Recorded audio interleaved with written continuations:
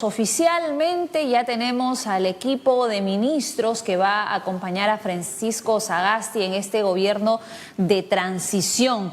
El gabinete de Violeta Bermúdez, que es la presidenta del Consejo de Ministros, tiene mucha experiencia en gestión pública y esto es lo que se ha destacado en las últimas horas. ¿Cuál es el desafío ahora, el trabajo más inmediato a realizar? Vamos a analizar estas designaciones con el analista político Luis Taiz, ya lo tenemos enlazado con nosotros. Buenos días, bienvenido. Muy buenos días, ¿cómo está usted?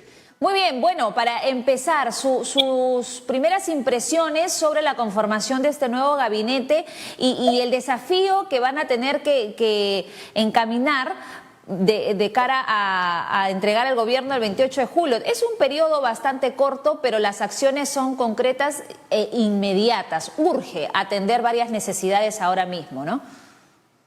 Sin ninguna duda, o sea, este gabinete no puede perder ni un solo minuto, porque el tiempo es corto, especialmente para dos temas fundamentales, que son el tema de la pandemia y obviamente el tema de la economía. Claro.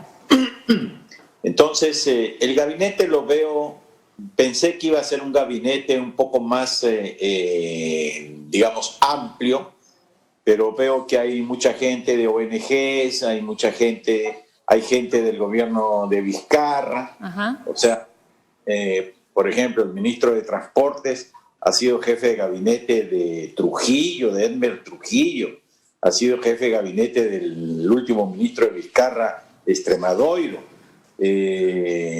Luego tenemos el ministro Neira, que ha estado también con gobierno de Vizcarra y que no sé cuál ha sido su rol con respecto al tema del señor, ¿cómo se llama? Swing no sé qué.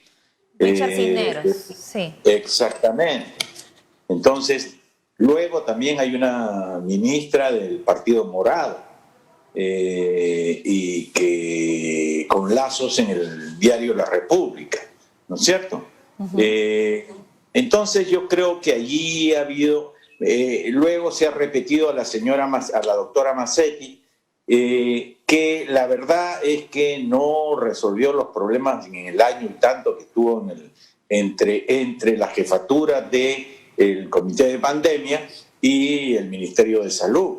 Entonces, yo no creo que hoy día tengamos ni suficientes pruebas moleculares. Ella ha seguido haciendo las pruebas rápidas.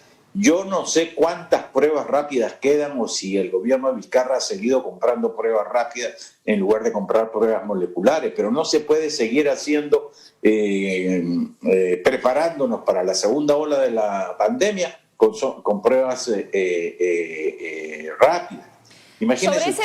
Sobre ese tema de la ministra Masetti, se ha hablado mucho en los últimos días, ¿no? De hecho, Antero Flores Arauz intentaba también convocarla para el gabinete, ella en ese caso no aceptó, ahora sí aceptó la propuesta del equipo de Sagasti. Sin embargo, lo que se, digamos, comentaba era que sí debería seguir la señora Masetti, no por el hecho de que haya hecho una excelente gestión, porque ha tenido muchas críticas en torno justamente a trabajar en una pandemia, pero sí lo que se buscaba era la continuidad.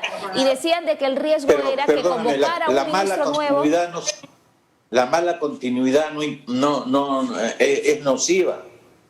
O sea, la señora Masetti ni siquiera nos ha puesto al día todas las muertes que han habido por coronavirus. Tampoco se ha ampliado el número de camas UCI, ni el número de camas para atender por una segunda pandemia en el país, especialmente si este país se ha abierto tanto como lo ha hecho Europa. Imagínense ustedes que en Europa, con toda la capacidad de salud que tienen, están colapsados los servicios de salud. Entonces, aquí, ¿qué es lo que se ha hecho para estar digamos, mejor resguardado? Ya hemos tenido la experiencia de lo malo que se ha manejado en el pasado y ahora, ¿qué es lo bueno que nos van a dar?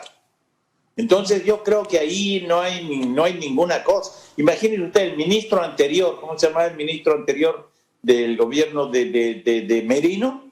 el ministro de Salud, El doctor que era Abel Salinas.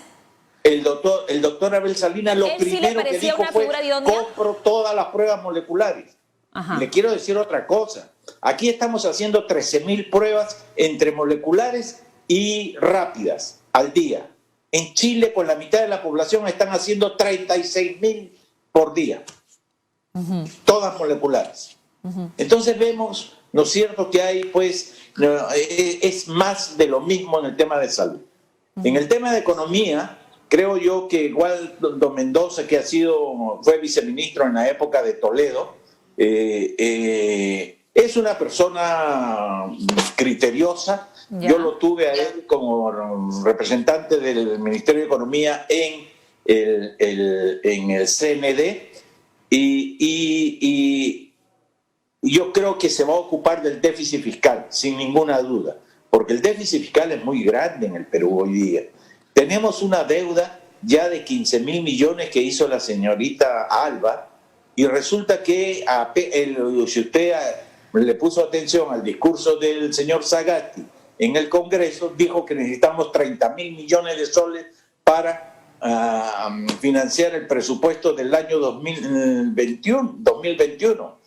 Entonces, mi pregunta es, o sea, esos son 10.000 millones de dólares más. Nos vamos a endeudar por 25.000 millones de dólares en 2 años. ¿Y cuáles son los resultados de esos 25.000 millones? Yo le preguntaría al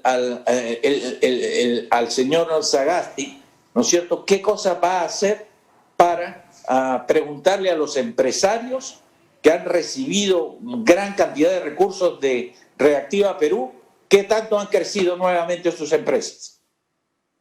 Okay. Y nos vamos a dar con la realidad que las empresas han seguido despidiendo personal. Entonces, ¿qué hizo la señora Alba? Nuevamente les dio más plata para pagarles la mitad del salario de las personas que contrataron. ¿Y seguimos sin crecer? No, pues, yo creo que hay que tomar medidas sobre el tema. Y finalmente, vemos que en el Ministerio de Transporte y Comunicaciones, ¿quién está? En el Ministerio de Transporte y Comunicaciones está jefe de gabinete del señor Ceballos, jefe de gabinete, que ha sido jefe de gabinete del Edmer Trujillo, jefe de gabinete de, ya le dije, de Extremadura. Entonces, ¿quién? Es un vizcarrista total. Señor Eduardo González. ¿Y qué cosa está haciendo en transportes? ¿Cuidando? En el Ministerio de Defensa, creo que la señora Sparch tiene mucha experiencia, exactamente. La primera mujer, también, ¿no?, pues, en esta cartera.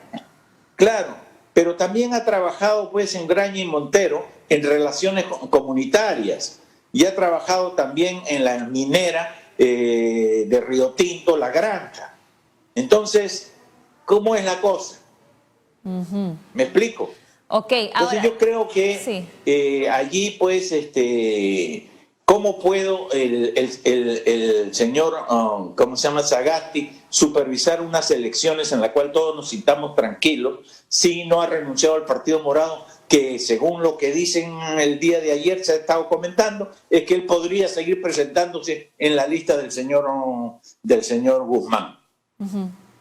Ahora, lo que se ha destacado en las últimas horas es la experiencia en gestión pública, el conocimiento técnico de los que han sido designados, que han pasado incluso por todos los gobiernos desde el 2001. Bueno, mire, a mí me parece bien que se haya feito. O sea, yo no estoy diciendo que no tengan conocimiento técnico, ojo. Yo lo que estoy diciendo es que, ¿sabe qué? A los ministros se les ve en la cancha. Claro. No es un tema de que yo tenga un PhD en astronomía. Eso no sirve. Eso es una parte del asunto. Lo importante es qué hago yo en el ministerio. Ajá. Y ahí tenemos muchas cosas. Por ejemplo, también tenemos el problema de educación, ¿no es cierto? ¿Qué va a pasar con el año escolar de los niños? ¿Se lo van a pasar por agua tibia y a todos los van a promover? Y sabemos que las clases han sido pésimas, sabemos que las tabletas que se compraron no tienen acceso a internet, por lo tanto no pueden usarse. ¿Pero de qué estamos hablando? Otra consulta respecto al trabajo que debería hacer este nuevo gobierno interino en los próximos meses, ¿no? Por ejemplo, ¿cuál debería ser su postura frente a las reformas que están pendientes, como por ejemplo el de la inmunidad parlamentaria, y así ya no sea tomada como impunidad? ¿Cómo debería actuar al respecto? Bueno, yo me imagino que este Congreso, que ha sido tan criticado por haber nombrado al señor Merino y que ya no es criticado por haber nombrado al señor Sagasti, entonces tendrá que revisar eso. Yo creo que indudablemente que la inmunidad tiene que ser cambiada, no podemos seguir. Y también los congresistas deben poder renunciar, porque tampoco pueden hacer eso, ¿no es cierto? Pero aquí hay un fenómeno del fondo del asunto. El tema no es... el tema es cómo la población, los ciudadanos, podemos seguir el trabajo de los congresistas y poder indicarle al congresista qué es lo que debe hacer o cómo debe votar, como se hace en Estados Unidos. Imagínense usted. O sea, el congresista no es una autoridad, es el representante de los ciudadanos que lo eligieron, de su comunidad, de su lugar. Que ahora no ¿cierto? sienten que los representan, dicho sea de paso.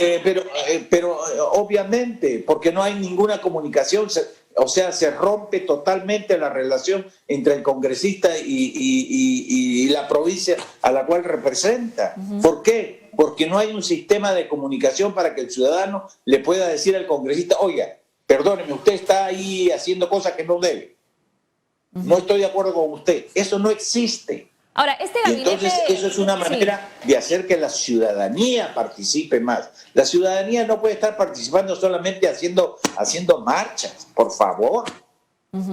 Hay que buscar nuevos canales de participación ciudadana para que los ciudadanos puedan expresar su voluntad a quienes han elegido. Y se ha convocado que tienen el mucho deber a los de jóvenes, seguir lo ¿no? que dicen los ciudadanos. Justamente, incluso en su discurso, el señor Sagasti ha invocado a los jóvenes a darles espacio, ¿no? en la política, la generación del bicentenario, ¿no? ¿Cómo podría considerarse la participación de los mismos ahora en este gobierno y a futuro, ¿no? ¿Qué es lo que se plantea? Ya hemos visto en las calles que la voz de la gente, de los jóvenes en su mayoría, ha traído resultados. ¿Y esto podría marcar un precedente? A ver, yo creo que lo que ha traído resultados son todo el desorden social que ha habido. Que nadie puede decir que no ha habido un desorden social en batallas entre los que protestaban y la policía, ¿verdad? Entonces, yo creo que hay que buscar mecanismos, como le estaba diciendo hace un momento, en los cuales los ciudadanos podamos participar en los gobiernos a través de nuestra vigilancia, nuestra crítica, de nuestros comentarios, pero de una manera organizada. No es que solamente unos analistas políticos puedan decir lo que piensan. Eso no es suficiente. No es tampoco que la prensa pueda decir, este señor hizo tal cosa y este otro no, porque ya hemos visto que la prensa muchas veces es muy selectiva en sus cosas, ¿no es cierto? Porque hay intereses de por medio. Correcto. Yo creo que los dueños de la prensa no debieran tener otro negocio que la prensa.